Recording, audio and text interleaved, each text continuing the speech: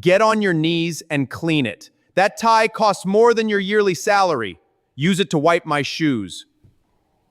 The billionaire said, tossing his silk tie onto the marble floor. The entire restaurant went silent as he pointed to the woman in the gray cleaning uniform. That tie costs more than your yearly salary. Use it to wipe my shoes. The cleaner looked up, and for a moment no one breathed. Then she smiled, a cold, knowing smile, and said, "Of course, Mr. Sterling, right after I call my lawyer to finalize the divorce." The room erupted in whispers. His mistress dropped her wine glass. And that was only the beginning. Before we continue, I'd love to know where you're watching from today. And if you're enjoying these stories, make sure you subscribe because tomorrow's story is one you can't miss. Nina Vargas woke up at 3:45 a.m. every single day. She made her husband Jonathan his espresso with a specific blend of Colombian beans, steamed oat milk at exactly 145 degrees, and a single sugar cube placed on the left side of the saucer. She did this for 14 years without missing a morning. He never thanked her. He never even noticed. Their penthouse overlooked the Beverly Wilshire Hotel from the 20th floor. Jonathan bought it the year after they married, right after his hedge fund passed $1 billion in assets. Nina remembered signing the prenuptial agreement in a coffee shop near UCLA. She was 22 years old, working as a waitress, and he promised her the world. She believed him because she wanted to believe someone finally saw her. Nina worked as a night cleaner at the Grand Lotus, the most expensive restaurant in Los Angeles. Jonathan did not know. He thought she volunteered at a children's literacy nonprofit. She never corrected him because she liked the anonymity. She liked scrubbing the kitchen floors while the chefs went home. She liked the elderly dishwasher, Hank, who saved her a slice of cheesecake every Thursday. The work was honest. It kept her humble. Jonathan, meanwhile, built a reputation as the king of Century City. He wore Tom Ford suits and Patek Philippe watches. He drove a matte white Rolls-Royce Cullinan. He had a corner office on the 44th floor with a private elevator. Everyone called him a visionary. His employees feared his temper. His executive assistant had quit 7 times in 5 years. The truth was darker. Jonathan Sterling came from old money that had mostly dried up. His grandfather owned a chain of department stores that went bankrupt in the 90s. Jonathan rebuilt the fortune through leverage, intimidation, and a complete absence of ethics. He shorted companies and then spread rumors to tank their stock. He paid off regulators. He once made a competitor cry at a charity gala just for fun. Nina saw glimpses of this cruelty during their first year of marriage, but convinced herself he was just passionate. Nina cleaned the Grand Lotus every night from 11 p.m. to 3 a.m.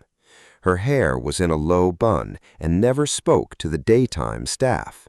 Her uniform had the logo of a third-party cleaning company, not her own name. She preferred it that way.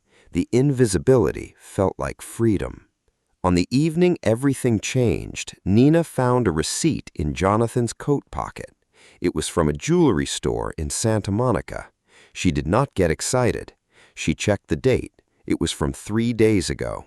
She checked the amount, $8,000. Then she found the matching receipt for a hotel suite at the Shore Hotel. She did not cry. She took a photo of both receipts with her phone and put the coat back in the closet. Then she went to work like nothing happened. She scrubbed the restaurant's walk-in freezer while Hank told her about his granddaughter's first steps. She smiled and congratulated him. She did not mention the receipts. 3 days later, Jonathan came home at 2 a.m. smelling of expensive perfume and cheaper champagne. He kissed her forehead and asked why dinner wasn't ready. She had left it in the oven, wrapped in foil. He ate cold salmon alone in the dining room. He did not ask about her day. he never did. That night, Nina scrubbed the private dining room floor at the Grand Lotus. Under the table where the owner sat, she found a cufflink, gold, engraved with the initials J.S. She put it in her pocket and finished her shift. When she got home, Jonathan was already asleep in the guest bedroom. She stood in the doorway and watched him breathe for a full minute. Then she went to the kitchen and drank a glass of water. She did not cry. The morning of the charity gala, Jonathan woke up in a fury. His cufflinks were missing, the same ones from the restaurant. He accused Nina of stealing them, though she had placed them on his valet stand as always. He threw a lamp against the wall. Nina quietly found the cufflink in her pocket from the night before and placed it on the dresser without explanation. He snatched it and said, "You're lucky I don't divorce you right now." She did not react. At 7 p.m., Nina put on her cleaning uniform and took the bus to the Grand Lotus. She normally worked nights, but the restaurant was hosting a private event for Jonathan Sterling's charity foundation. She had been assigned to clean the restrooms during the gala because 3 cleaners had called in sick. She agreed because she needed the money. She was saving for a private investigator. She was assigned to the VIP restroom. At 8:30 p.m., she was wiping down the marble sinks when she heard Jonathan's voice in the hallway. He was laughing with someone. Nina kept her head down and stepped into the supply closet. She planned to wait until the crowd thinned, then finish her work. But the door to the restroom opened. Jonathan walked in with a woman. She was young, maybe 25, blonde, tan, wearing a silver gown that cost more than Nina's car. The woman laughed and touched Jonathan's chest. "You promised me a vacation," she said. "Bora Bora, 2 weeks, first class." "You'll get it," Jonathan said. "Once the gala's over, my wife will be asleep. She's always asleep by 10. Nina stood frozen in the supply closet. The door was cracked open. She could see them. Then Jonathan looked down. He had stepped in a puddle of water near the sink. He looked at the floor. He looked at the cleaning cart. He looked at the supply closet door. "You," he said, "come out here." Nina stepped out, her gray uniform, her worn shoes, her hair in a tight bun. Jonathan stared at her face for a full 3 seconds. He did not recognize her. "This floor is filthy. Clean it, now." Nina said nothing. She grabbed a rag. "Not with that," Jonathan said. He reached up and pulled off his bow tie, a black Brioni, $700. He dropped it on the wet floor. "Use my tie. It's already ruined." The blonde woman giggled. "Jonathan, you're terrible." "I'm practical," said Jonathan. "The cleaner can buy a new tie. I own this restaurant." Nina looked at the tie on the floor. She looked at her husband. She looked at the mistress who had been sleeping in her bed for at least 6 months. "Clean my shoes first," Jonathan said. He extended his right foot, a brogue Berluti, Oxford. "Use the tie to wipe them, then do the floor." Nina knelt down. She picked up the $700 tie. She wrapped it around her hand, and she began to wipe his shoes. The mistress watched with amusement. Jonathan watched with satisfaction. Nina's face showed nothing. "Harder," he said. She pressed harder. "Now the other one." She did it. Then Jonathan looked at her name tag. It said N, no last name. He didn't recognize the initial. He never would. "Good girl," he said. "Now throw that tie in the trash. It's garbage now, like everything you own." Nina stood up slowly. She looked at the tie in her hand. Then she looked at Jonathan. Then she looked at the mistress. "You're right," she said quietly. "Some things belong in the trash." She walked to the door. She did not clean the floor. She did not throw away the tie. She walked out of the VIP restroom, down the hallway, and into the main dining room, where 500 of Los Angeles' wealthiest people were eating dinner. Jonathan followed her. "Where do you think you're going?" Nina stopped in the center of the room. Every face turned toward her. A woman in a gray cleaning uniform, standing under a crystal chandelier. She turned around. She looked at her husband, and she began to speak. What Jonathan did not know was that Nina had spent the last 8 months becoming someone else. His cruelty had been a slow poison, but the hotel receipt was the antidote. The night she found it, she had called a divorce attorney named Margaret Chen. The next morning, she had called a forensic accountant. Within 2 weeks, she had documented every offshore account, every fraudulent transfer, every shell company Jonathan had used to hide money from the IRS and from her. She had also discovered something her husband never bothered to learn. Her maiden name, Vargas, belonged to the founder of the largest commercial real estate firm in Southern California. Her grandmother, Elena Vargas, started Vargas Properties in 1985 with a single strip mall in East LA. She had 3 children. One of them was Nina's father, who married a nurse and moved to Fresno. Elena never approved of the marriage. She cut him off financially and rarely spoke to him. But Elena also never forgot her granddaughter. She watched Nina from a distance. She saw Nina marry Jonathan and move to Beverly Hills. She saw Jonathan treat Nina like hired help. And 6 months before the gala, Elena Vargas died at the age of 87. She left Nina 51% of Vargas Properties, controlling interest in a company worth $4 billion. The board did not know. The attorneys had been instructed to keep the transfer confidential until Nina chose to reveal herself. She had been waiting for the right moment. That afternoon, while Jonathan was yelling about his cufflinks, Nina had received a text from Elena's estate lawyer. "The transfer clears at 9 p.m. tonight. You will officially control Vargas Properties at 9:01 p.m. Your grandmother would be proud. She never liked him anyway."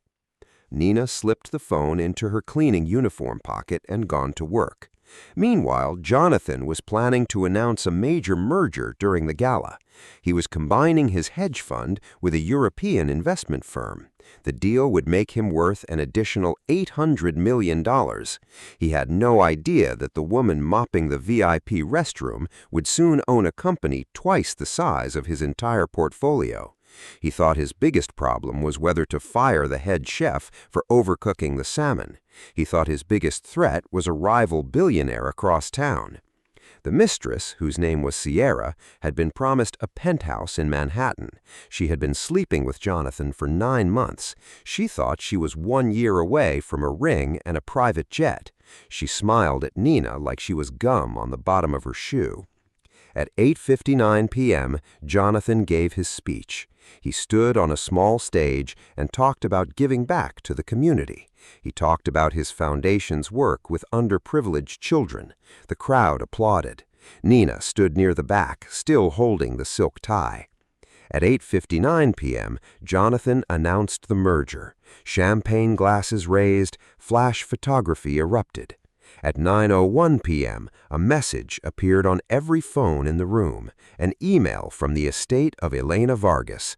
It read, "As of this moment, controlling interest in Vargas Properties has transferred to Nina Vargas Sterling.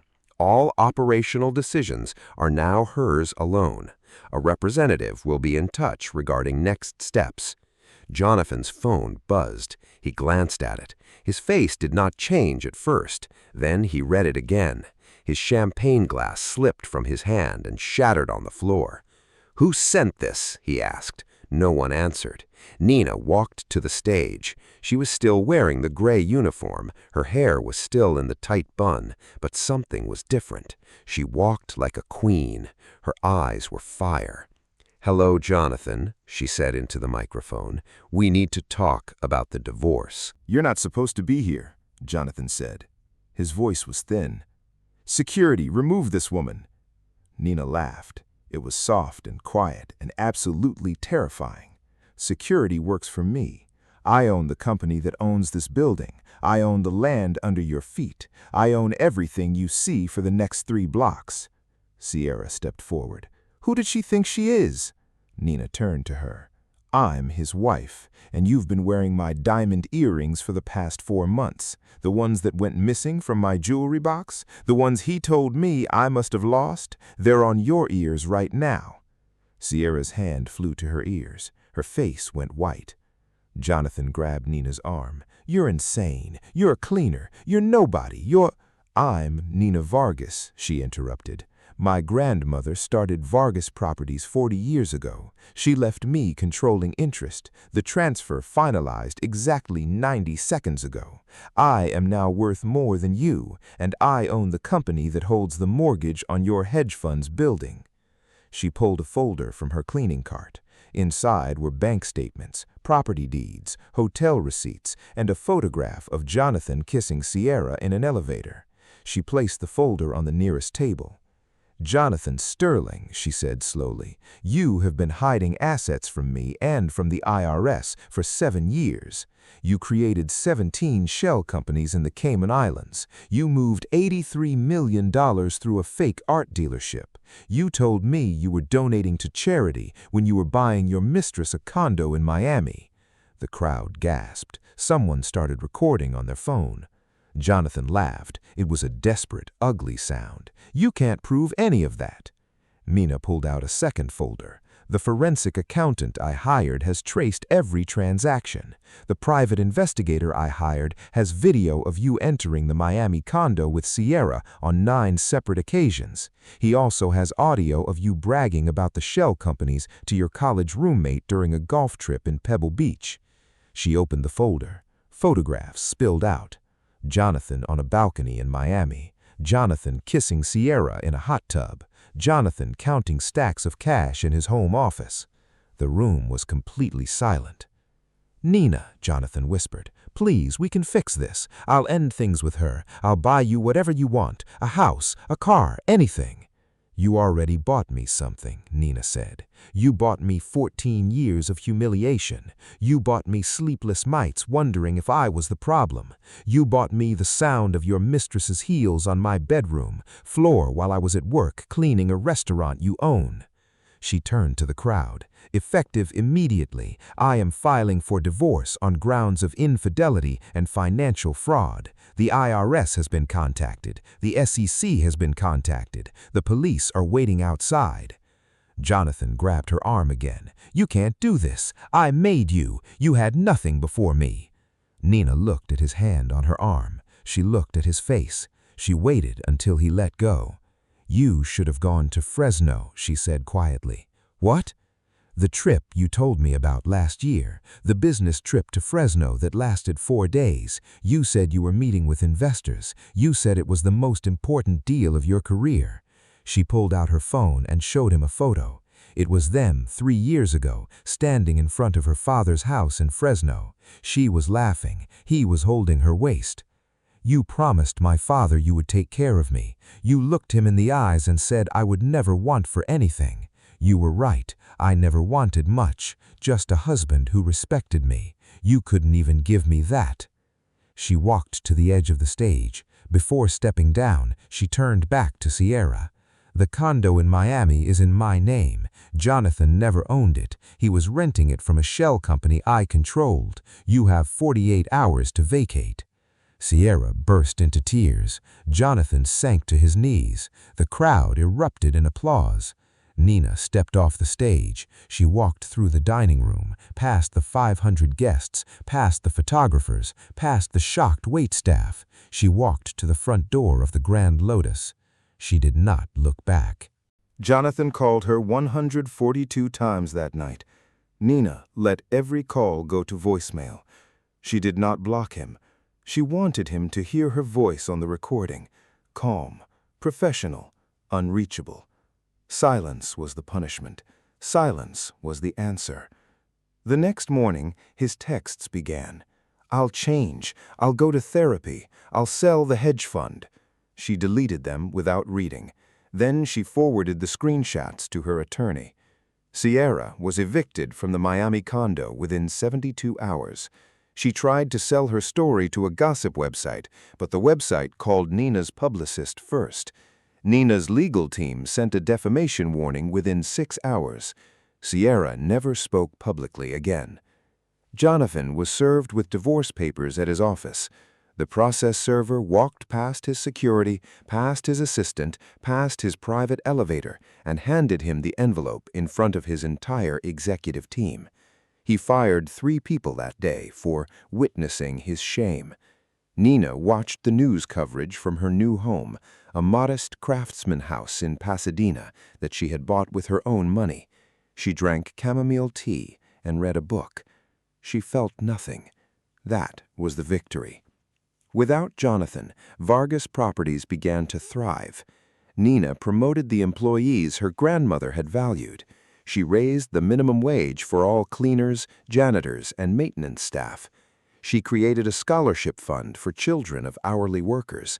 She gave Hank, the elderly dishwasher, a paid vacation to Hawaii. He cried when she handed him the tickets. Jonathan called from a burner phone on the 31st day. Nina answered. "Please," he said. His voice was broken. "I'm going to lose everything. The SEC is investigating. My investors are pulling out. I have nothing left." "You had everything," Nina said. "You had a wife who loved you. You had a home. You had a future. And you traded it for a woman in a silver gown who couldn't name a single book you've read." "Nina, I love you." "No," she said. "You loved what I let you take from me, my time, my dignity, my silence. But I was never silent, Jonathan. I was just waiting for you to show everyone who you really are." She hung up. She did not cry. The divorce was finalized after 4 months. Nina received a settlement that included the penthouse, the Rolls-Royce, and $32 million in liquid assets. Jonathan's lawyers fought every clause. They lost every argument. The SEC investigation led to criminal charges. Jonathan was indicted on 14 counts of securities fraud and 5 counts of tax evasion. His hedge fund collapsed. His investors lost hundreds of millions. His face appeared on the cover of Forbes with the headline, "The Billionaire Who Lost Everything." Nina attended the arraignment. She sat in the front row. When the judge asked if the victim wished to speak, she stood up. "Jonathan Sterling was my husband for 14 years," she said. "For 14 years I believed in him. For 14 years I covered for him. I made excuses for his cruelty. I told myself he would grow up. He did not. He grew worse, but I grew stronger." She turned to look at him. He was handcuffed. He was crying. She was not. "You thought I was nobody because I cleaned floors," she said. "But cleaning floors taught me something you never learned. It taught me that everyone deserves respect. The dishwasher, the janitor, the woman who scrubs your toilet at midnight, they are not beneath you. You are beneath them." She sat down.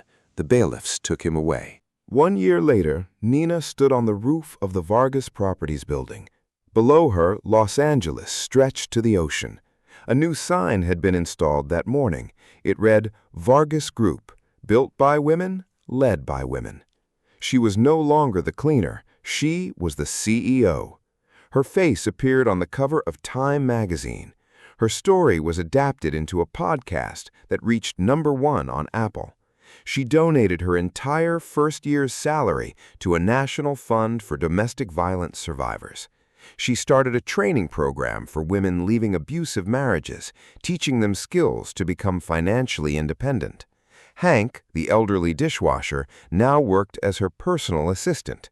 He was 73 years old. He had never flown on an airplane before Nina gave him tickets to Hawaii. He told everyone who would listen that she was the finest human being he ever met. One evening, Nina visited Jonathan in federal prison. She did not go out of love or guilt. She went because the prison chaplain had asked her to participate in a forgiveness workshop. She declined the workshop, but she agreed to a 5-minute visit. She sat across from him in the visiting room. He looked old. His hair had gone gray. His hands shook. "I see you on TV sometimes," he said. "You look happy." "I am," she said. "Did you ever forgive me?" Nina considered the question. "Forgiveness is not for you," she said. "Forgiveness is for me, and I have forgiven myself for staying as long as I did. That is the only forgiveness that matters." She stood up. "Nina," he said, "can I ever make this right?" She stopped at the door. She turned around. "You already did," she said. "You showed me exactly who you were, and I believed you. That is the only gift you ever gave me." She walked out. She did not look back. The final image of the story is this: Nina at her desk, late at night, long after everyone has gone home. She's wearing a simple gray sweater. Her hair is loose. She is barefoot. In her hand, she holds the black Brioni tie Jonathan had dropped on the floor of the VIP restroom. She looks at it. She thinks about the woman who knelt on that floor and cleaned a man's shoes with her own hands. She thinks about the silence she held in her chest like a diamond. She thinks about the moment she walked onto that stage and said 8 words that changed everything. Then she opens a drawer. She places the tie inside. She closes the drawer. She picks up her phone. A text message lights up the screen. It is from a man she has been seeing, a high school history teacher named Marcus who volunteers at a homeless shelter on weekends. He writes, "Dinner tomorrow? I found a place that makes empanadas like your grandmother used to make." Nina smiles. She writes back, "Pick me up at 7." She turns off her desk lamp. The city glows outside her window.